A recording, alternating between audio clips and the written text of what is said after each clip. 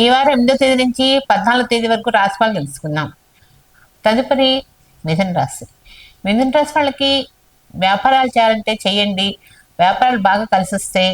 వ్యాపారాల్లో కూడా ప్రతి కూడా కన్జ్యూమర్స్ కానీ, మిల్క్ ప్రొడక్ట్స్ కానీ, పత్తి గింజలు కానీ, నూనెలు కానీ ఇలాంటి వ్యాపారం ఏది చేసినా సరే బాగా కలిసి వస్తుంది, చేయండి.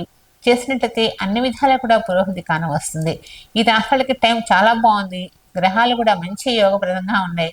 అందులో 4 గ్రహాలు యోగంగా ఉన్నాయి కాబట్టి ఏ పని చేసినా తిరుగుండదు. అన్ని విధాలు కూడా అన్ని బాగుంటాయి. ఏ పని చేయాలన్నా కూడా ప్రతిదీ కూడా మనసు మీద పెట్టండి. మనసు మీద పెట్టి మనసు నిలకడ చేసినట్లయితే అనుకున్న పనులను కూడా సాధించగలుగుతాం.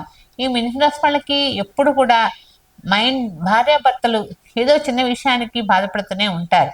అది సహజం. ఈ రాశి గుణమే అంత. అందుకని భయపడకండి, జాగ్రత్తగా ఉండండి.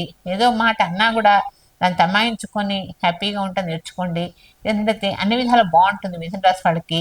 ఈ మిథున రాశి వాళ్ళు చక్కగా సాయిబాబాని పూజ చేసుకోండి, అన్ని విధాలా కలిసి వస్తుంది, ఇబ్బంది అంటూ ఉండదు. వీలుంటే గురుచరిత్ర పారాయణ కూడా చేయండి ప్రతి గురువారం నాడు. చేసినట్టయితే మీ సమస్యలను తీరిపోతాయి.